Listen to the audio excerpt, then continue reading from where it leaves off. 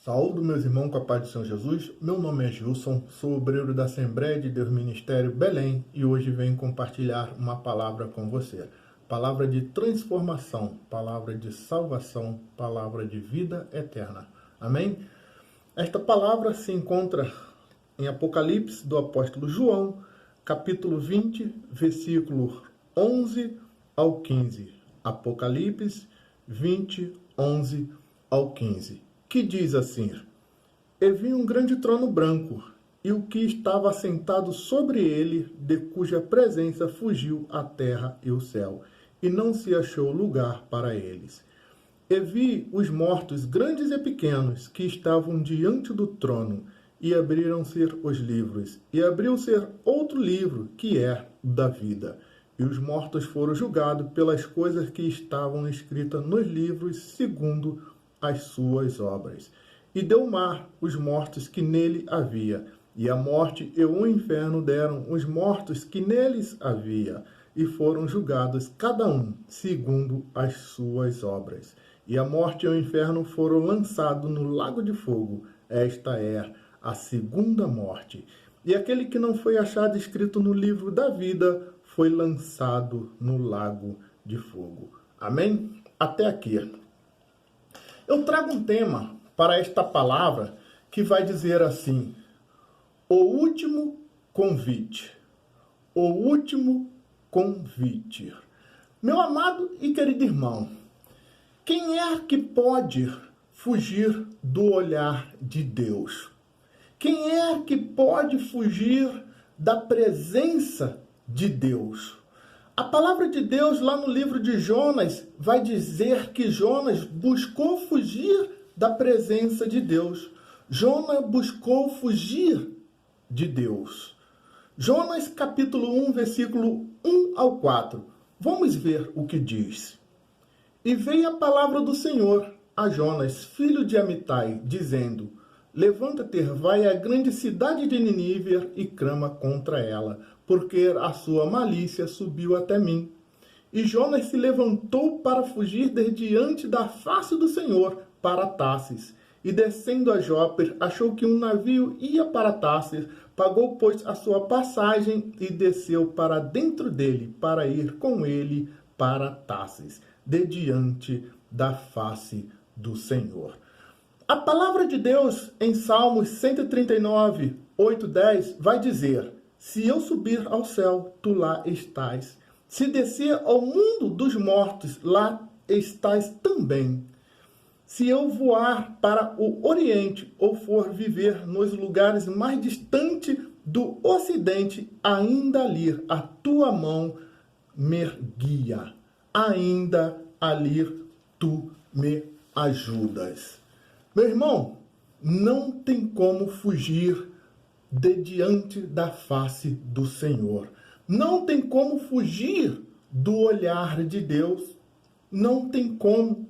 E a palavra continua dizendo: E aí Deus manda ao mar um grande vento, e se fez no mar uma grande tempestade. E o navio estava para quebrar-se. O navio estava para naufragar. Ou seja, não tem como fugir do olhar de Deus. Não tem como se esconder de Deus. Não tem como enganar a Deus. Você está entendendo? A palavra de Deus em Jeremias 32:19 vai dizer: Grande em conselho e magnífico em obra, porque os teus olhos estão abertos sobre todos os caminhos dos filhos dos homens, para dar a cada um segundo os seus caminhos, segundo o fruto das suas obras. Você está vendo? Deus não está dormindo. Os olhos de Deus estão bem abertos. Quando o camarada ele busca fugir de diante do Senhor, coisa boa ele não vai fazer. Coisa boa não irá acontecer. Deus está bem atento para cada um de nós, para dar a cada um segundo os seus caminhos, segundo o fruto das suas obras. Qual é o caminho que você está trilhando? Qual é o caminho que você está trilhando hoje? Quais são os frutos de suas obras? Hein? O que você tem para entregar a Deus? O que você está preparando para entregar a Deus? A palavra de Deus em Gênesis 4:5 vai dizer que Deus, ele não se atentou para a oferta de Caim. Isso mesmo, Deus, ele não recebeu a oferta de Caim. Mas no verso 7, Deus fala: se bem fizeres, não haverá aceitação para ti? Você está vendo, irmão? É preciso fazer as coisas bem feitas. É isso mesmo. É preciso fazer as coisas bem feitas. É preciso fazer e entregar o melhor para Deus, para o seu próximo, para os seus familiares. Porque senão será o quê? Rejeitado. Porque senão será reprovado. E quando alguém ou alguma coisa é reprovado ou rejeitado, é preciso fazer alguma coisa. Não é isso mesmo? É preciso fazer alguma coisa. É aí que Deus envia o profeta. É nesta hora que Deus envia o profeta para te entregar a palavra de correção, para te entregar a palavra de arrependimento, como enviou o profeta Natã ao rei Davi. E em Apocalipse 3:19, Deus disse: eu repreendo e castigo a todos quanto amo. Se pois zeloso e arrependa-te. Você está vendo? E aí você busca fugir de diante da face do Senhor? Você ignora a palavra? Como fez a pastora Frodilice? Você lembra? Deus enviou a profetisa para alertá-la dos perigos que seu ministério estava correndo. Isso mesmo, Deus enviou a profetisa para alertá-la do perigo que o ministério dela estava correndo. Mas o que ela fez? O que foi que ela fez? Ela ignorou a palavra. Ela buscou fugir de diante da face do Senhor. E olha o que aconteceu. Olha aonde ela está. E você busca fugir da presença do Senhor? Você ignora a palavra? Quando se diz que uma pessoa busca fugir da presença de Deus, é porque essa pessoa não quer fazer o que Deus está mandando. Essa pessoa, ela não quer fazer o que Deus já determinou na palavra, na escritura, mas ela quer fazer as coisas segundo o desejo de seu coração, segundo o desejo da carne. Você está entendendo? Como fez Jonas fugindo da presença de Deus. E quando se diz que alguém ignora a palavra, é porque essa pessoa recebeu a palavra, essa pessoa ouviu a palavra, mas ela não agiu de acordo com o que a palavra disse. E aí ela ignora a palavra. É desta forma. E aí ela ignora a palavra. E aí você busca fugir da presença de Deus? E aí você ignora a palavra? Você quer saber por quê? Você quer saber por que isso acontece? 2 Coríntios 4:4. Olha o que vai dizer. Nos quais o Deus deste século cegou os entendimentos dos que não creem, para que lhes não resplandeça a luz do evangelho da glória de Cristo, que é a imagem de Deus. Você viu? Você está vendo porque você ignora a palavra? Porque você busca fugir da presença de Deus? Porque você está cego espiritualmente, irmão. Você está cego espiritualmente. É preciso que nesse momento você se arrependa dos seus pecados. É preciso que nesse momento você escute o que Deus está falando com você. Escute o que Deus está falando ao seu coração. Porque pode ser o último convite. É isso mesmo. Pode ser o último convite. E Jesus, ele disse, lá em Mateus 7, 23 ao 27, e então lhes direi abertamente, nunca vos conheci, apartai-vos de mim, vós que praticas a iniquidade. Todo aquele, pois, que escuta estas minhas palavras e as pratica, assemelhá-lo-ei ao homem prudente, que edificou a sua casa sobre a rocha, e desceu a chuva, correram o rio e sopraram ventos, e combateram aquela casa, e não caiu, porque estava edificada sobre a rocha. Então é o momento de você começar a edificar sua casa na palavra, na rocha que é Jesus. É o momento de você começar a edificar a sua vida na palavra da verdade, que é a palavra de Deus. Edificar a sua vida em Jesus Cristo, que é a rocha. Você está entendendo? E aquele que ouve estas minhas palavras e as não cumpre, compará-lo-ei ao homem insensato, que edificou a sua casa sobre a areia. E desceu a chuva e correram o rio, sopraram ventos, e combateram aquela casa, e caiu, e foi grande a sua queda. Tá vendo? Ela caiu, mas tem um agravante na palavra. E foi grande a sua queda. Então, quando vier as adversidades deste mundo, você tem que estar edificado em Jesus, na palavra da verdade. Porque se não estiver, vai cair. Mas vai cair, mas vai ser grande a sua queda. Vai ser com dor, muita dor. Não vai só cair, mas vai ser grande a sua queda. Isso quer dizer que vai vir com muita dor. E eu acredito, eu creio que não é esse o destino ao qual você deseja para a sua vida. Eu acredito que não é esse o destino ao qual você está planejando para o seu futuro. Então é o momento de você sair dessa areia movediça, a qual você se encontra preso, que é o quê? O pecado. E começar a construir a sua vida sobre a rocha.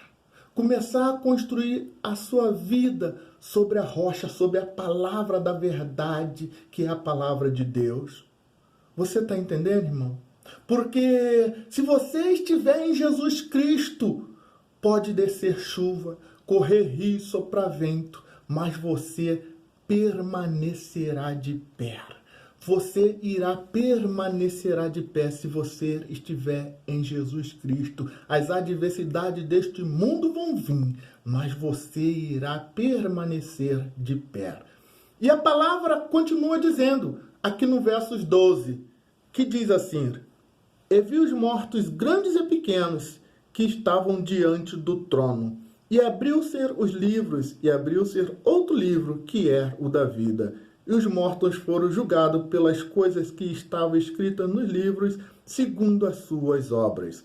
E deu o mar os mortos que nele havia, e a morte e o inferno deram os mortos que neles haviam.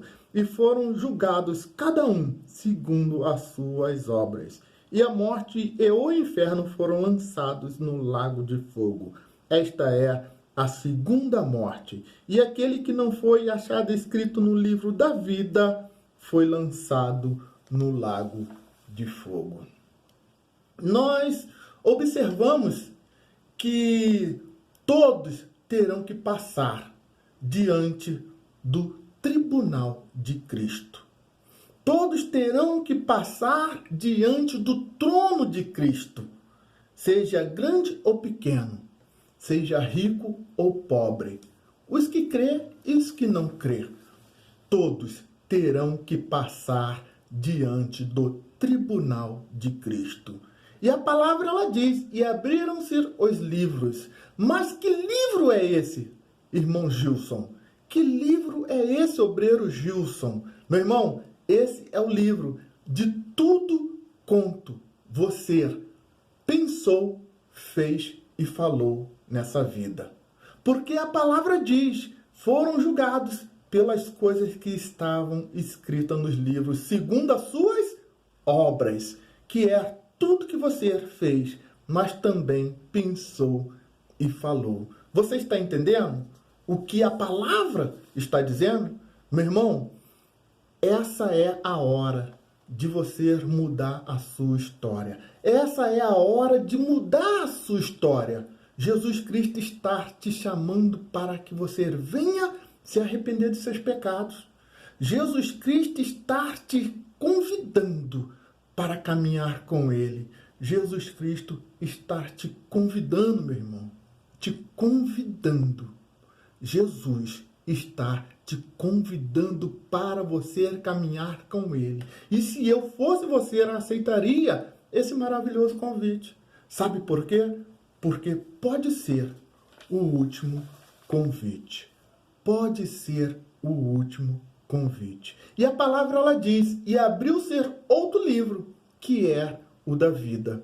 Ou seja, as pessoas que se encontrar o nome escrito no livro da vida, herdarão o reino dos céus. Entrarão no reino dos céus. Mas para o seu nome estar escrito no livro da vida e você entrar no reino dos céus, você herdar o reino dos céus, é preciso você hoje tomar a decisão. É preciso você hoje tomar a decisão e aceitar esse convite que hoje está sendo feito a você através desta palavra, que é aceitar o Senhor Jesus Cristo como seu Deus único e suficiente Salvador de sua alma, de sua vida. Mas é um tanto quanto curioso a gente ouvir pessoas dizendo que aceitaram Jesus, que estão caminhando com Jesus. Pessoas que dizem estar pregando o Evangelho de Cristo, mas não abandonaram a prática do pecado. Não abandonaram o pecado. Como é isso? Como é isso? E aí você crê realmente que você irá herdar o reino de Deus? Você realmente crê que você irá entrar no reino dos céus? Você ainda não leu lá em João capítulo 3, verso 3, 4 e 5, que Jesus fala do novo nascimento, que é necessário nascer de novo? Você ainda não leu? Mateus 15, 8, 9. Olha o que vai dizer. Este povo honra-me com os lábios, mas o seu coração está longe de mim. Mas em vão me adoram. Você está vendo? Você está até falando de Deus. Você está louvando a Deus. Mas o seu coração está longe. E tudo, a palavra diz, tudo está sendo em vão. Você está entendendo? Tudo está sendo em vão. Essa questão da salvação, essa questão de herdar o reino de Deus, o reino dos céus, não é de qualquer jeito, não. Mas não é mesmo. Não é de qualquer jeito. Essa questão da salvação e de herdar o reino de Deus não é de qualquer jeito. Não é do seu jeito. Você quer ver? 1 Coríntios 6, 9 e 10. Presta atenção no que a palavra vai dizer. Presta atenção.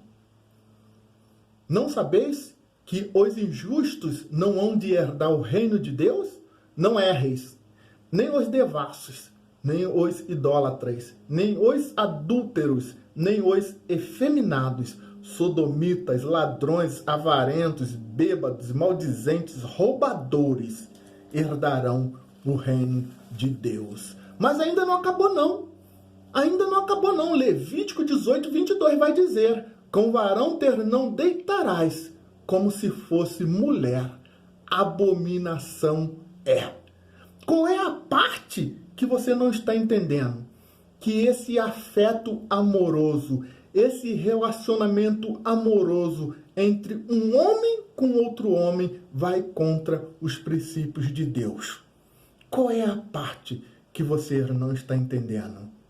Lá em Romanos, capítulo 1, 26 ao 27, vai dizer: pelo que Deus os abandonou às paixões infames. Ou seja, pessoas que praticam atos considerados condenáveis do ponto de vista moral ou social.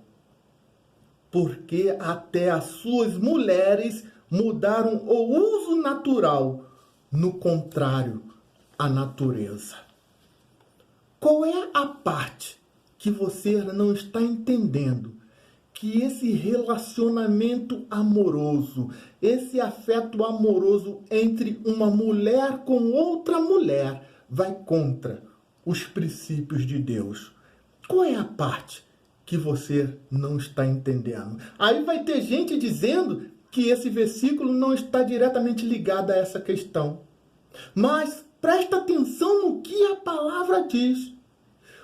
Olha, presta atenção no que a palavra está dizendo. Até as suas mulheres mudaram o uso natural, no contrário à natureza. E se alguém está mudando o uso natural, o rumo, no contrário àquilo que Deus criou, que Deus determinou, está pecando. Está pecando. E se continuar, estará vivendo na prática do pecado. E é essa uma das questões que está sendo ministrada aqui. Gênesis, capítulo 2, versículo 22 ao 24, vai dizer assim, ó: e da costela que o Senhor Deus tomou do homem, formou uma mulher e a trouxe a Adão. E disse: Adão, esta agora é osso dos meus ossos e carne da minha carne. Esta será chamada varoa, por quanto do varão foi tomada. Portanto, deixará o varão seu pai e sua mãe, e apegar-se-á a sua mulher, e serão ambos uma carne. Eu não vejo Deus dizendo para o homem apegar-se-á a outro homem, para o homem se deitar com outro homem. Eu não vejo Deus dizendo para a mulher apegar-se-á a outra mulher, para a mulher se deitar com outra mulher. Eu não vejo. Mas a ordem de Deus é: deixará o varão, seu pai e sua mãe, e apegar-se-á a sua mulher, e serão ambos uma só carne. A palavra é clara. Não herdarão o reino de Deus. Não herdarão o reino dos céus. Mas Deus é misericordioso. Deus é piedoso e é longânimo. A palavra de Deus lá em Eclesiastes, capítulo 9, versículo 4, vai dizer: ora, para o que acompanha com todos os vivos, a esperança. Você está vivo? Você está vivo? Então há esperança. E a sua esperança está em Jesus Cristo. A sua esperança é Jesus Cristo. Porque hoje Jesus te chama ao arrependimento. Hoje Jesus está te chamando ao arrependimento. Jesus te convida para caminhar com Ele e viver o verdadeiro Evangelho. Você está entendendo? Hoje Jesus está te chamando ao arrependimento. Jesus está te chamando para caminhar com Ele e viver o verdadeiro Evangelho. Sabe por quê? Porque pode ser o último convite. Guarde esta palavra no teu coração. Que o Espírito Santo de Deus faça cair todas as escamas dos seus olhos. Que o Espírito Santo de Deus venha te revelar toda a verdade, o oculto e o escondido. Que o Senhor Jesus abençoe grandemente a sua vida espiritual, a sua vida financeira e a sua vida material. E que a paz do Senhor Jesus esteja com todos vocês. Amém.